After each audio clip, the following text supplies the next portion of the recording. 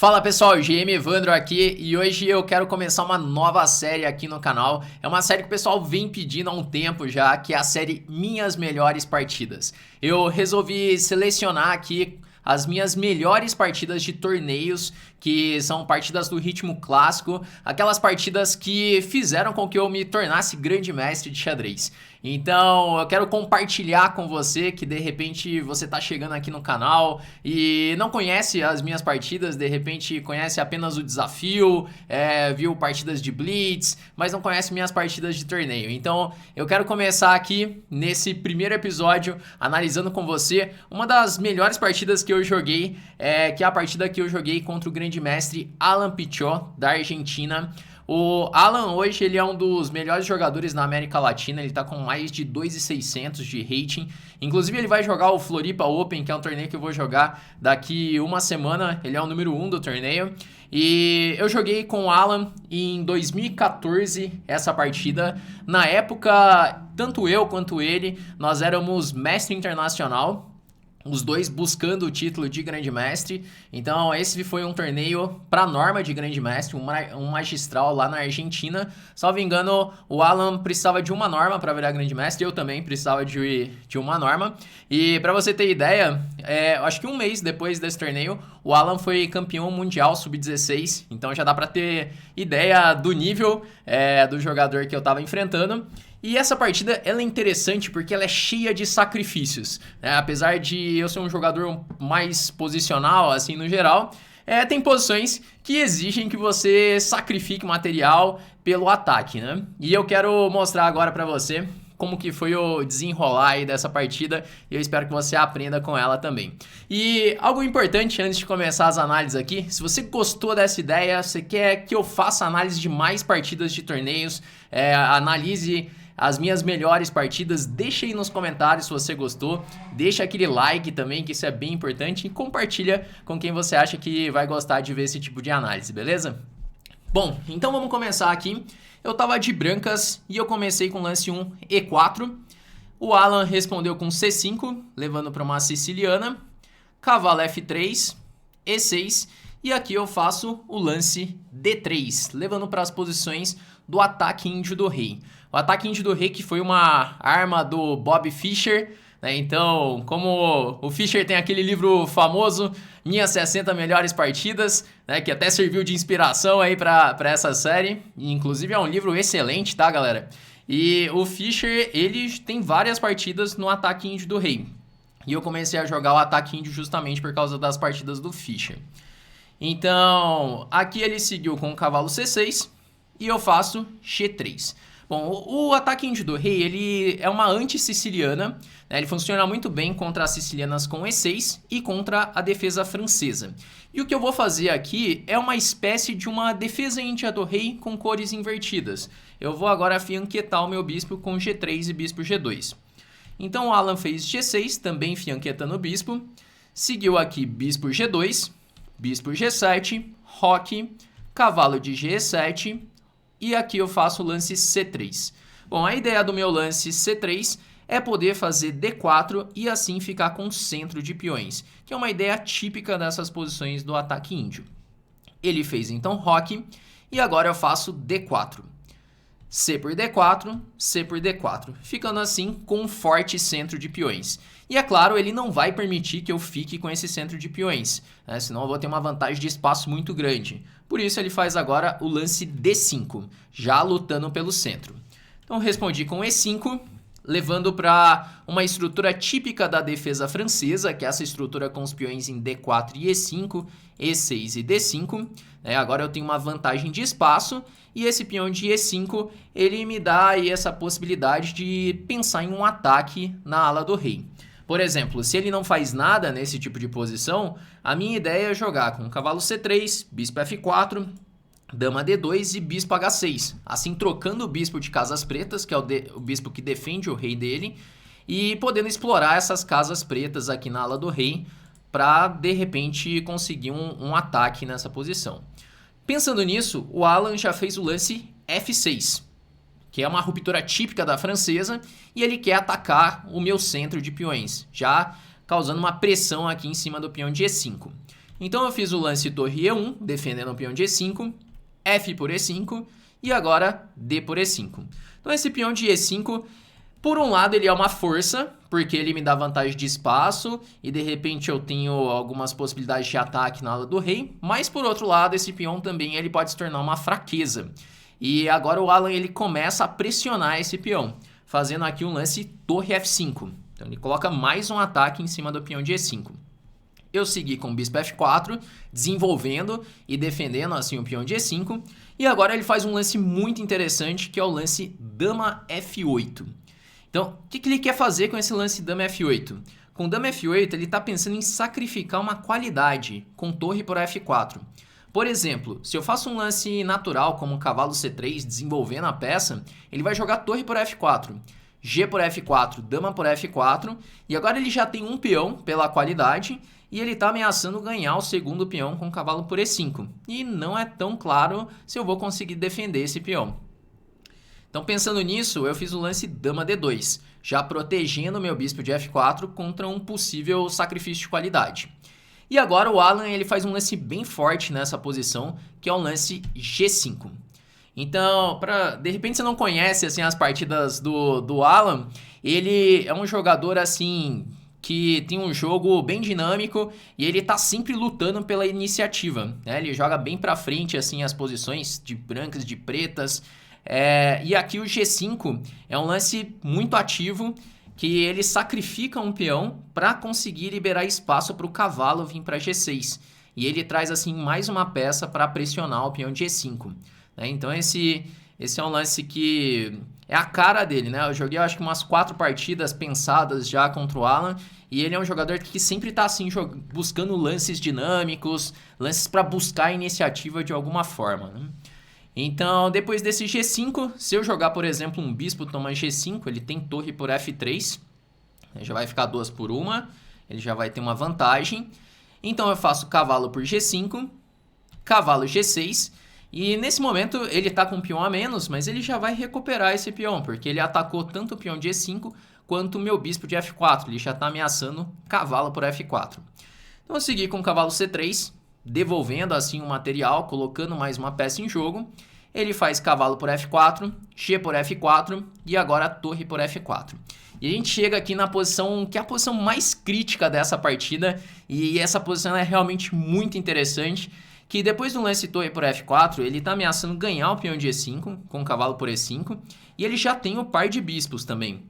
Então é uma posição que se eu não tiver nenhum lance bom, assim, um lance forte nessa posição, as pretas já vão ficar melhor aqui. Se eu fizer um lance passivo, ele já vai conseguir uma posição com vantagem. Só que nesse momento, eu faço aqui um sacrifício de peça, que é um lance realmente muito interessante, que é um lance cavalo toma D5. Então eu sacrifico uma peça por um peão, né? Depois de E tomar D5, ele é forçado a fazer esse lance. Eu faço dama toma D5, rei H8 e agora E6. Bom, e agora é o momento de avaliar por que eu sacrifiquei uma peça inteira assim. Bom, primeiro que eu tenho 2 peões por essa peça sacrificada, então se de repente eu consigo ganhar mais um peão, eu já vou ter 3 peões assim, pela peça sacrificada, já não vai ter uma desvantagem material.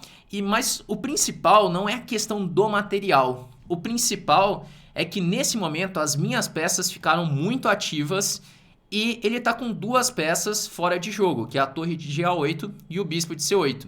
Então de repente ele ficou com as peças descoordenadas e 2 peças sem jogar. E por isso agora eu tenho a iniciativa, porque as minhas peças ficaram muito ativas. Só que é claro, para eu conseguir aumentar essa iniciativa, conseguir um ataque ao rei dele, eu preciso jogar com muita energia. Então todo lance eu tenho que buscar ameaças, ideias táticas, ideias diretas. Mas essa aqui é a posição crítica que eu faço esse sacrifício, que está correto, realmente é um lance mais forte da posição. E o meu peão passado de E é um trunfo aqui da posição também, além de restringir ali o bispo de C8, às vezes ele pode avançar para E7. Então o Alan resolveu fazer dama E7, bloqueando o peão de E. Eu fiz torre de AD1, colocando a última peça que faltava para colocar em jogo. E agora ele faz um lance H6, que é um lance crítico já, atacando um cavalo de G5, perguntando o que eu vou fazer com esse cavalo. Seguiu o cavalo F7 e agora rei G8. E a questão toda dessa posição é que se cai o peão de E6, eu tô perdido, né? Porque se cair esse peão, por exemplo, com ideias de cavalo D4 e bispo E6, eu vou ter só um peão pela peça, ele já vai coordenar tudo. E a minha posição eu não vou ter nada aí pela peça sacrificada. Então eu tenho uma compensação nesse momento, só que eu preciso ter em conta que ele vai jogar aqui um lance como cavalo D4. Pensando nisso, aqui eu faço um lance torre D3. E eu lembro que na partida, esse foi um momento assim que eu pensei muito mesmo, então passei ali mais de 40 minutos pensando nessa posição, porque vai começar algumas complicações insanas aqui nessa partida, então que vão envolver muito cálculo, e eu quero mostrar aqui para você tudo que eu pensei durante essa partida. Com o lance torre D3, eu quero passar essa torre para a ala do rei, com ideias de torre G3, por exemplo. Tinha outros lances interessantes também, como torre E3, ou até mesmo rei H1 para bispo H3, mas eu fiz aqui o torre D3 e o Alan faz o lance cavalo D4. Se ele devolve a peça aqui com bispo por E6 para colocar a torre de A8 em jogo já, eu poderia jogar cavalo por H6 intermediário. Bispo toma e agora a torre por E6, já ameaçando o bispo, a dama e um descoberto também. Então aqui ele vai ficar perdido nessa posição. Então ele fez aqui cavalo D4. Bom, e aqui que vai começar uma série de sacrifícios, porque como eu te falei, eu já estava esperando que ele fosse fazer esse lance, era a principal ideia das pretas, e eu fiz um lance torre D3 já pensando que ele poderia fazer cavalo D4. E quando ele fez cavalo D4, eu faço cavalo por H6 cheque, sacrificando o cavalo. Qual que é a ideia desse sacrifício? Se jogar bispo toma H6, então eu tenho torre por D4. Torre por D4, dama por D4. E agora eu já tenho 3 peões pela peça sacrificada. E ele não pode jogar bispo por E6 porque eu tenho torre por E6. Dama por E6 e agora bispo D5 cravando a dama. Bom, então ele jogou rei F8. E agora que vem uma outra ideia que eu lembro que também gastei muito tempo para fazer esse sacrifício, mas é que acontece o seguinte, eu tô com várias peças penduradas, né? Eu tô com o cavalo em H6 em defesa, o peão de E6 ele tá caindo também, então tá tudo caindo na posição. Só que tem um lance que é chave aqui, que é o sacrifício de qualidade torre toma D4. Então, quando eu fiz ali o cavalo para H6, então já tinha visto essa ideia, e agora vai surgir um monte de complicações aqui, algumas variantes bem longas, porque envolve cálculo concreto, assim, não dá para fazer um lance desse sem calcular todas as variantes. Então eu joguei torre por D4, sacrificando a qualidade. E um outro lance interessante era torre E5, mas sinceramente nem passou pela minha cabeça esse lance durante a partida, né? Porque bispo E5, dama E5, e eu tenho as ameaças de tomar em F4, dama H8 também, mas eu não pensei em torre E5.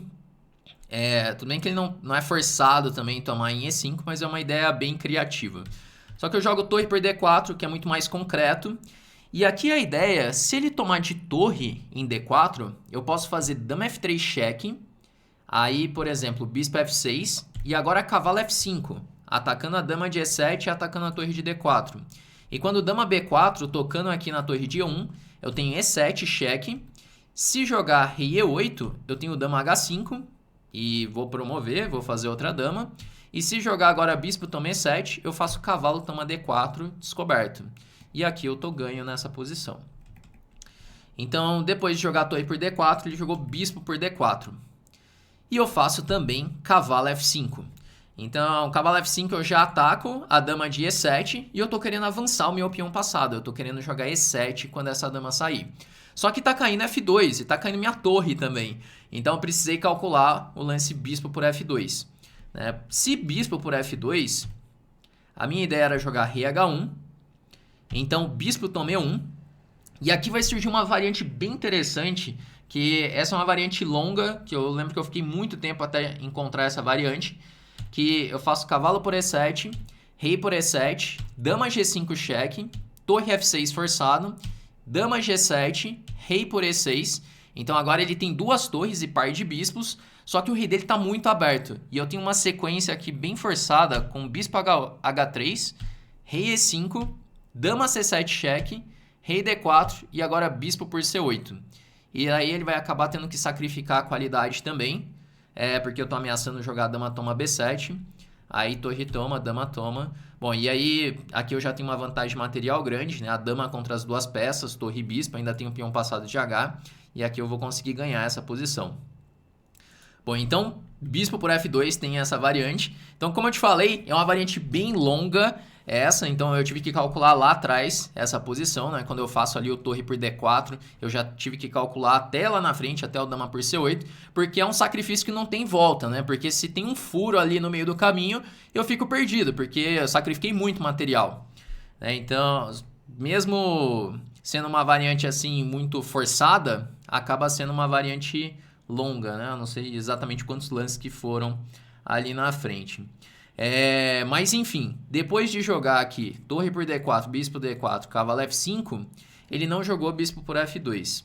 Ele fez torre por F5. E uma outra variante interessante também era bispo toma E6, devolvendo a peça. E esse é o lance mais forte da posição. Torre toma E6. Só que agora, depois de torre por E6, ele tinha que encontrar um lance bem difícil, que é um lance dama C7, que é a sugestão do computador. E por algum motivo ali o computador ele consegue sobreviver nessa posição, ele acha que está equilibrado ainda. O Alan até, eu lembro que ele calculou bispo toma E6, só que ele não jogou porque ele não viu dama C7. Depois de torre toma E6 ele estava calculando dama D8. Só que aqui eu tinha um golpe muito bonito nessa posição, que até eu tava torcendo para ele entrar nessa posição, que depois de dama D8, eu tenho torre E8 cheque, sacrificando a torre inteira. Porque se ele jogar rei por E8, tem dama G8 cheque, rei D7, dama F7, rei C8 e agora dama toma B7 mate. E se ele joga aqui dama toma E8, eu tenho dama D6 cheque, rei G8, bispo D5...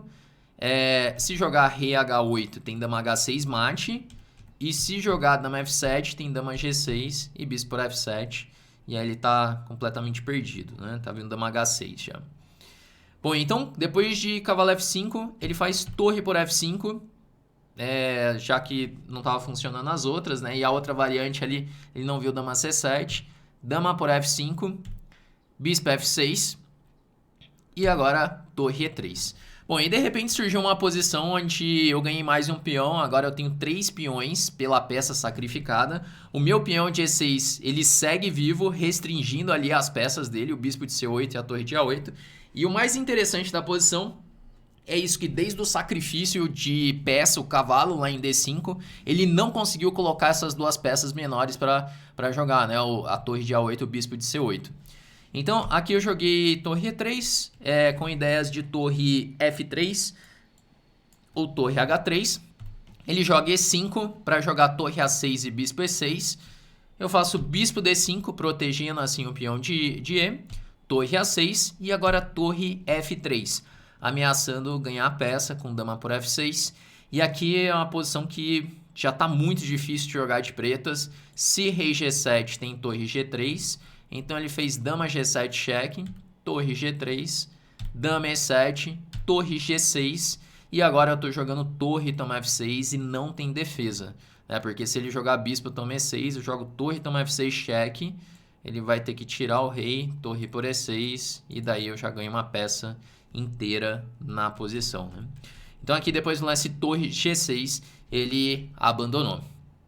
Bom, essa aqui, pessoal, como eu falei pra vocês, é uma das melhores partidas que eu já joguei. É uma partida realmente muito interessante, com muita tática, muito cálculo concreto e aquilo, né? Mesmo eu sendo, no geral, um jogador mais posicional, no xadrez você tem que jogar o que a posição pede, né? E nessa partida, aqui depois do lance torre por F4, o que a posição pedia era o sacrifício em D5 e jogar dessa forma, sacrificando a peça pelo ataque. E eu consegui fazer essa partida, que é uma partida bem bonita, né? Então, é isso, galera. Eu espero que você tenha gostado dessa primeira partida aqui da série Minhas Melhores Partidas. Deixa aí nos comentários o que você achou dessa partida, o que você achou dessa série. Se você gostou, dá o like aí também. E dependendo aqui de como for, se todos curtirem essa série, logo logo eu trago aqui mais uma da série Minhas Melhores Partidas, beleza? Bom, então é isso. Vamos encerrando por aqui e até a próxima.